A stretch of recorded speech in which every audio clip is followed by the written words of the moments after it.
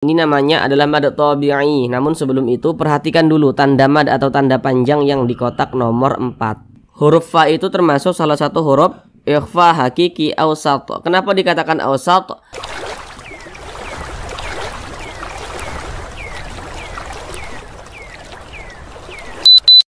Assalamualaikum warahmatullahi wabarakatuh. Apakah Bapak Ibu Saudara semuanya masih terbata-bata dalam membaca Al-Quran, belum lancar dalam membaca Al-Quran, kemudian juga belum memahami ilmu tajwid? Mari belajar mengaji Al-Quran bersama kami. Akan kami jelaskan tajwidnya dengan pelan-pelan, sehingga dengan penjelasan tajwidnya yang pelan-pelan, maka insya Allah Bapak Ibu Saudara semuanya langsung dapat memahami ilmu tajwid Al-Quran dengan mudah. Kemudian dengan kita memahami ilmu tajwid, maka bagi Bapak Ibu Saudara semuanya yang belum lancar dalam membaca Al-Quran, insya Allah secepatnya bisa segera lancar. Namun sebelum itu kami doakan terlebih dahulu, semoga Bapak Ibu Saudara semuanya senantiasa dalam keadaan sehat, dipermudah segala urusannya, dikabulkan segala hajat-hajatnya, dan senantiasa dilancarkan rezekinya oleh Allah Subhanahu wa ta'ala. Amin amin ya rabbal alamin. Baiklah, langsung kita mulai belajar mengaji Al-Qur'annya. Kita kali ini akan belajar mengaji Al-Qur'an dengan penjelasan tajwidnya yang pelan-pelan, yakni pada surah Al-Baqarah ayat 228. Akan tetapi pada surah Al-Baqarah ayat 228 ini kita bagi menjadi beberapa bagian supaya durasi videonya itu tidak terlalu lama. Karena di sini kami berusaha menjelaskannya itu dengan detail, kemudian juga dengan pelan-pelan, sehingga insya Allah Bapak Ibu Saudara semuanya langsung dapat memahami ilmu tajwid Al-Quran dengan mudah. Jadi harapan kami, walaupun kita belajarnya itu sedikit-sedikit saja, yang terpenting Bapak Ibu Saudara semuanya langsung dapat memahami ilmu tajwid, kemudian juga langsung dapat praktek dengan sendirinya ketika membaca Al-Quran. Jadi pada bagian yang pertama ini kita akan belajar dari sini, dari wal mutallaqatu sampai sampai kuru. Jadi dari sini sampai sini saja. Sekarang akan kami bacakan terlebih dahulu dengan pelan-pelan. A'udzu billahi minasy syaithanir rajim. Bismillahirrahmanirrahim. Wal mutallaqatu yatarabbasna bi anfusihinna thalathata quru.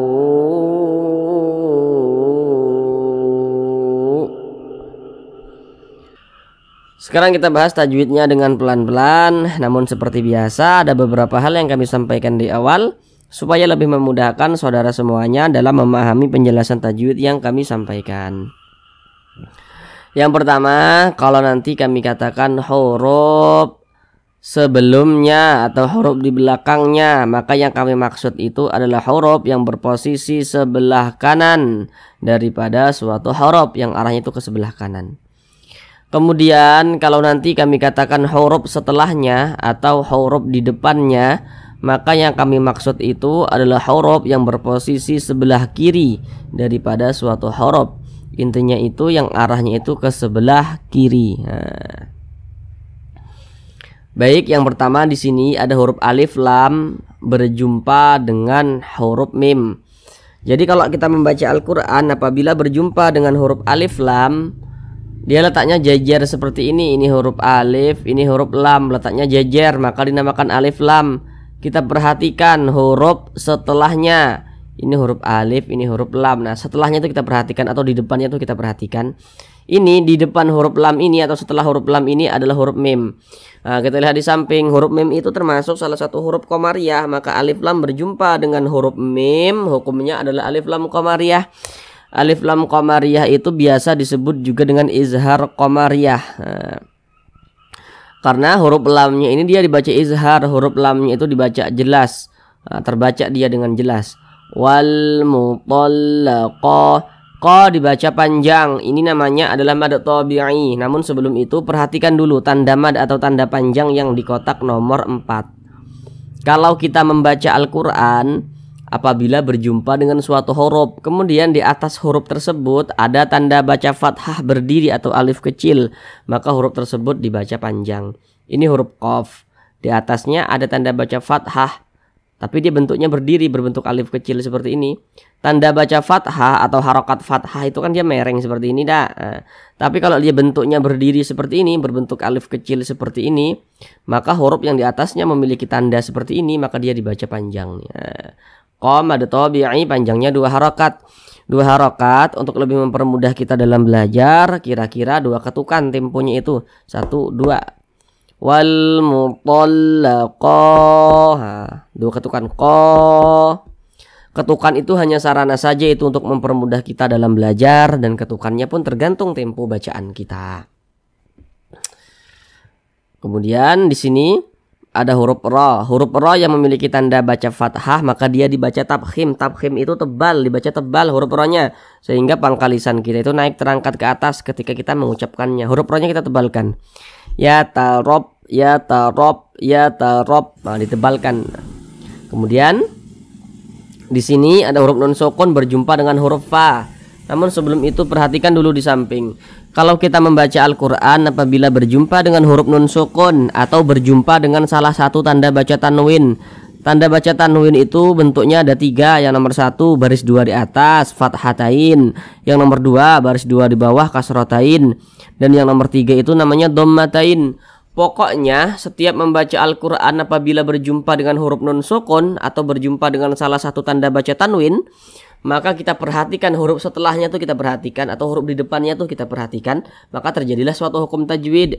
Contohnya di sini ada huruf nun sukun, ini huruf nun tanda sukun tuh seperti ini.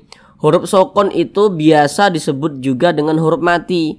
Nah, jadi huruf mati atau huruf sukun itu sama saja. Nun sukun berjumpa dengan huruf fa, huruf nun sukun nih. Nah, setelahnya atau di depannya huruf fa nih. Kita lihat di samping. Huruf fa itu termasuk salah satu huruf ikhfa hakiki awsat. Kenapa dikatakan awsat? Karena makharijul huruf nun dan huruf fa ini dia di tengah-tengah, tidak terlalu dekat, tidak terlalu jauh, tapi di tengah-tengah, maka dinamakan awsat. Jadi ketika kita mengucapkannya itu dibaca samar, kemudian juga didengungkan. Nah, jadi karena dia awsat, maka kadar ikhfanya itu ya seimbang, dia di tengah-tengah. Antara samar dan dengungnya tuh dia seimbang di tengah-tengah. Jadi jangan dibaca biang fusihin, jangan, tapi di tengah-tengah. Biang begitu. Biang fusihin, nah, seperti itu. Biang fusihin. Nah, kemudian didengungkan, jadi suaranya itu kita tahan, kita panjangkan sejenak. Panjangnya 2 harokat. Bi'anfusihin, bi'anfusihin, nah dipanjangkan seperti itu. Ditahan suaranya, kita panjangkan 2 harokat, kita dengungkan. Kemudian di sini ada huruf nun bertasydid. Ini huruf nun, tanda tasydid itu seperti ini, seperti angka 3 terbalik nih, tanda tasydid namanya. Kita lihat di samping. Huruf nun bertasydid, huruf mim bertasydid itu hukumnya adalah gunnah musyaddadah. Perhatikan catatan kecil di bawahnya. Itu sengaja catatan itu kami buat supaya saudara yang pemula tidak keliru dalam menentukan hukum tajwid, karena nanti tidak semua nun bertasydid, tidak semua mim bertasydid hukumnya gunnah musyaddadah, tidak semua. Kalau misalkan kemasukan nun sukun, kemasukan tanda baca tanwin. Nah, jadi supaya tidak keliru maka kami buat catatan kecil seperti itu. Jadi kalau ada huruf nun bertasydid atau mim bertasydid, nah kita perhatikanlah huruf sebelumnya. Kalau huruf sebelumnya itu memiliki tanda baca fathah, kasrah atau dhammah, maka nun bertasydid atau mim bertasydidnya itu hukumnya gunnah musyaddadah. Ini nun bertasydid nih. Ini huruf nun tanda tasydid itu seperti ini. Nah, kita perhatikan sebelumnya nih. Ini sebelumnya atau di belakangnya ini ada huruf yang memiliki tanda baca kasrah nih. Nah, maka berarti nun bertasydidnya ini hukumnya gunnah musyaddadah. Karena dia gunnah, maka cara membacanya itu ya digunakan tuh yaitu didengungkan. Nah, gunnah atau dengung. Nah, jadi suaranya itu kita tahan, kita panjangkan sejenak. Nah, bi anfusihinna salah. Nah, seperti itu. La dibaca panjang. Perhatikan lagi tanda mad yang di kotak nomor 4. Kalau membaca Al-Quran berjumpa dengan suatu huruf yang di atasnya memiliki tanda baca fathah berdiri, maka huruf tersebut dibaca panjang. Ini huruf lam. Di atasnya ada tanda baca fathah berdiri seperti ini, berbentuk alif kecil seperti ini. Maka ini adalah tanda panjang nih, tanda mad. Maka huruf yang di atasnya memiliki tanda seperti ini dibaca panjang. Mad tabi'i panjangnya 2 harokat. Fatakuru. Nah, seperti itu. Kemudian huruf ra yang memiliki tanda baca dhammah. Huruf ra memiliki tanda baca dhammah nih. Maka dia dibaca tebal, dibaca tafkhim, sehingga pangkal lisan kita itu naik terangkat ke atas ketika kita mengucapkannya.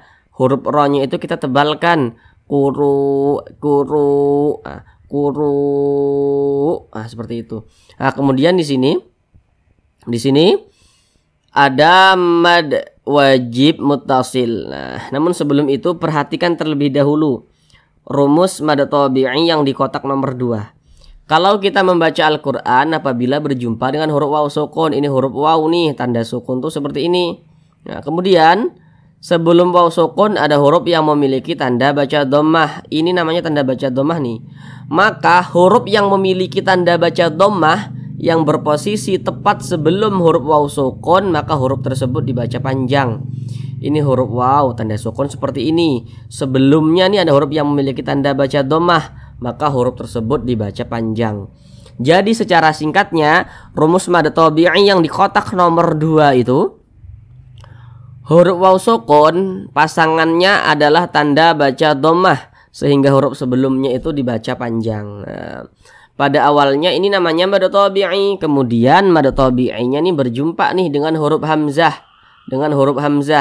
dalam satu kalimat atau dalam satu kata, maka namanya berubah menjadi mad wajib muttasil. Panjangnya itu boleh 4 harokat, boleh juga 5 harokat. Nah, akan tetapi kalau misalkan kita wasolkan, kita tidak berhenti pada huruf hamzah ini,